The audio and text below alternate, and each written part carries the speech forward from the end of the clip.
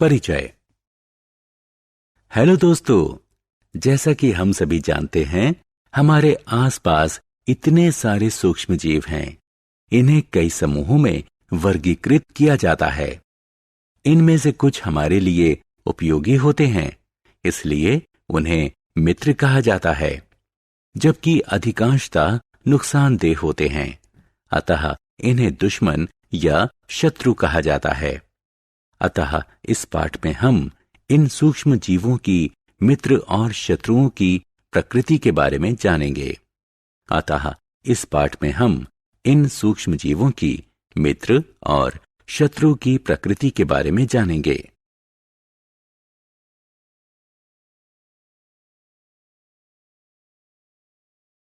उद्देश्य।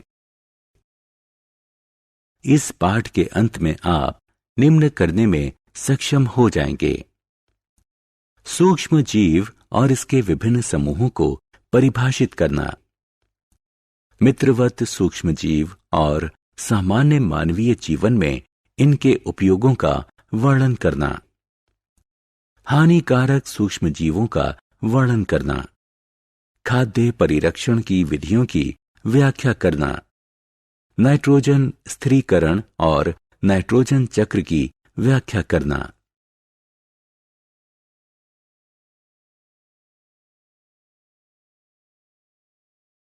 सूक्ष्म जीव और उनकी आदतें। वरुण, फल के इस टुकड़े को मत खाओ, अब ये दूषित हो चुका है और तुम्हारे स्वास्थ्य के लिए हानिकारक है। लेकिन क्यों दीदी? जमीन पर ढेर सारे कीटाणु हैं और वे इतने छोटे हैं कि तुम उन्हें खुली आंख से नहीं देख सकते और वे तुम्हें नुकसान पहुंचा सकते हैं। ये क्या हैं? इन्हें सूक्ष्म जीव कहा जाता है। दोस्तों, आपको जानकर हैरानी होगी कि सूक्ष्म जीव खाना बनाने में हमारी सहायता कर सकते हैं और यही हमें बीमार भी बना सकते हैं। इसलिए इनके बारे में विस्तार से अधिक जानकारी प्राप्त करने से पहले आइए हम ऐसे सूक्ष्म जीवों और उनकी आदतों के बारे में जानते हैं। सूक्ष्म जीव या जीवाणु आकार में इतने छोटे होते हैं कि उन्हें खुली आंख या बिना किसी सहायक साधन के नहीं देखा जा सकता। इन्हें व्यापक स्तर पर 4 प्रमुख समूहों में वर्गीकृत किया जाता है। ये हैं जीवाणु, कवक, प्रोटोजोआ और शैवाल। विषाणु भी सूक्ष्म होते हैं। सूक्ष्म जीव विभिन्न वातावरणीय परिस्थितियों में जीवित रहते हैं।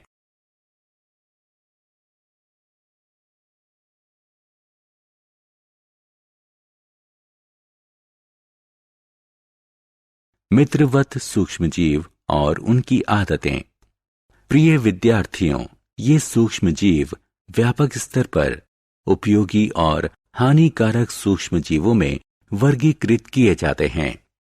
अब हम सूक्ष्म जीवों के मित्रवत गतिविधि की विस्तार से चर्चा करेंगे। ऐसा ही एक मित्रवत सूक्ष्म जीव है खमीर।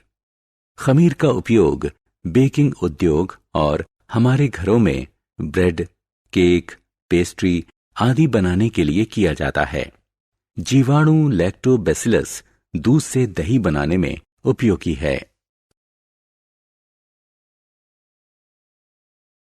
सूक्ष्म जीव वाणिज्यिक और औषधीय क्षेत्र में भी उपयोगी हैं।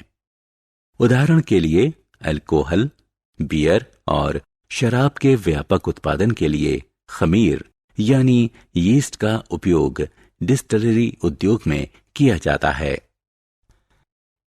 कुछ अन्य जीवाणु प्रतिजैविक यानी एंटीबायोटिक और वैक्सीन बनाने में सहायक होते हैं। टीकाकरण कई बीमारियों में सहायक होता है, जैसे हैजा, क्षय, चेचक और हेपेटाइटिस। अब मैं आपको बताता हूं कि उपयोगी सूक्ष्म जीवों द्वारा प्रदान किए जाने वाले अन्य लाभ क्या हैं। कुछ जीवाणु और नीले हरे शैवाल वायुमंडलीय नाइट्रोजन स्थिरीकरण प्रक्रिया द्वारा मिट्टी की उर्वरा शक्ति बढ़ाते हैं। नाइट्रोजन स्थिरीकरण जीव वैज्ञानिक प्रक्रिया है जिसमें जीवाणुओं की सहायता से वायुमंडलीय नाइट्रोजन को अमोनिया में बदला जाता है। ऐसे कई अन्य मित्रवत एनारोबिक जीवाणु हैं जिनका उपयोग बायोगैस के संश्लेषण में किया जाता है। Biogas methane, carbon dioxide, hydrogen और हाइड्रोजन सल्फाइड का मिश्रण होती है।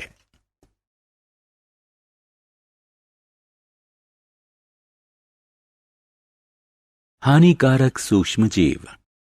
सहायक और मित्रवत सूक्ष्मजीवों के बारे में चर्चा कर लेने के बाद आइए हानिकारक सूक्ष्मजीवों के बारे में जानते हैं। हम ऐसे सूक्ष्मजीवों से प्रारंभ करेंगे जो मानव और पशुओं के रोग के कारण बनते हैं। सूक्ष्मजीव जिनके कारण बीमारियां होती हैं पैथोजन कहलाते हैं। हम बीमारियों को 2 श्रेणियों में वर्गीकृत कर सकते हैं, असंचरणीय रोग और संचरणीय रोग।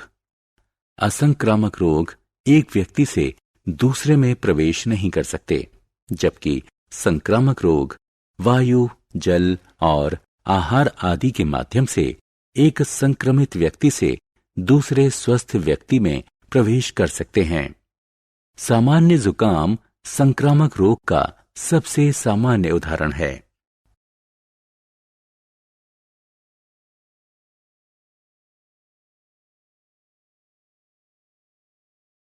मानव में रोगकारक सूक्ष्मजीव।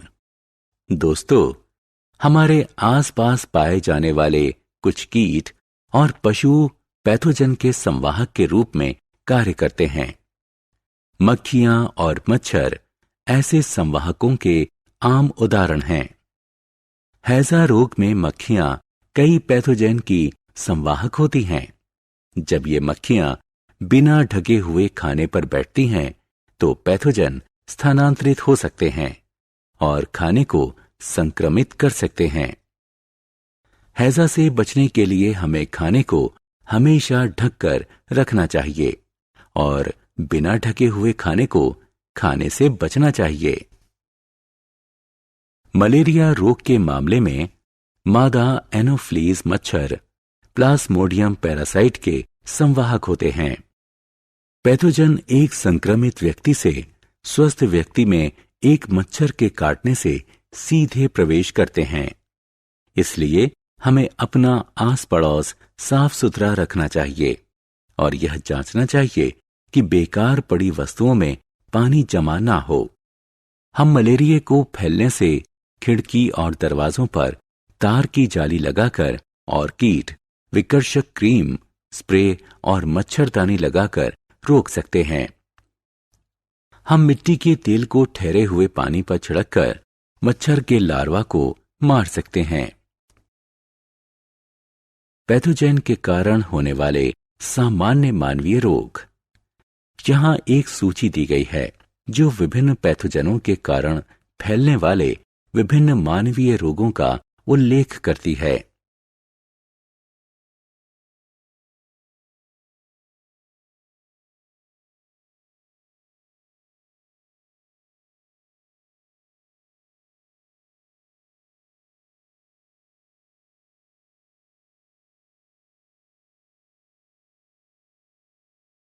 जंतुओं में रोगकारक जीवाणु। आइए अब अपने अगले विषय पर चलते हैं जिसमें पशुओं में रोग पर चर्चा होगी। क्या आपने पैथोजन के द्वारा पशुओं को होने वाले किसी रोग के बारे में सुना है? एंथ्रेक्स और पैर तथा मुंह के रोग पशुओं के रोगों के आम उदाहरण हैं। एंथ्रेक्स बैसिलस एंथ्रेसिस के कारण होने वाला बैक्टीरियल रोग है, जो कि यह मवेशियों के पैर एवं मुंह में होने वाला रोग विषाणु के कारण होता है। पौधों में रोग उत्पन्न करने वाले सूक्ष्म जीव। आइए अब जानते हैं पौधों में होने वाले रोगों के कारणों को। ऐसे कई सूक्ष्म जीव हैं जो विभिन्न पौधों में रोगों का कारण होते हैं। निम्न तालिका कुछ पौधों में होने वाले व्यापक रोगों और उनके कारण बनने वाले पैथोजेन को सूचीबद्ध करती है। खाद्य विषाक्तन यानी फूड पॉइजनिंग।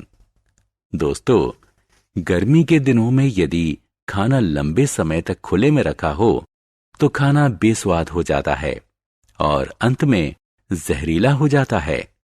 इसका कारण भी फिर वही जीवाणु हैं। कुछ ऐसे जीवाणु हैं जो खाद्य विषाक्तन यानी फूड पॉइजनिंग का कारण होते हैं, जैसे क्लोस्ट्रीडियम, बैसिलस और स्टेफिलोकोकस। ये खाना हमें नुकसान पहुंचाता है। हम कुछ विधियों द्वारा अपने खाने को संरक्षित कर सकते हैं, जैसा कि नीचे सूचीबद्ध है। दूध को बचाने के लिए हम पाश्चुरीकरण प्रक्रिया का उपयोग करते हैं। सारांश।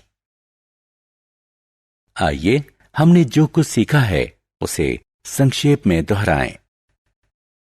सूक्ष्म जीव या जीवाणु एक जीवित जीव होते हैं जो इतने छोटे होते हैं कि हम उन्हें खुली आंख या बिना किसी सहायक साधन के नहीं देख सकते, अर्थात उन्हें केवल सूक्ष्मदर्शी यानी माइक्रोस्कोप से देखा जा सकता है।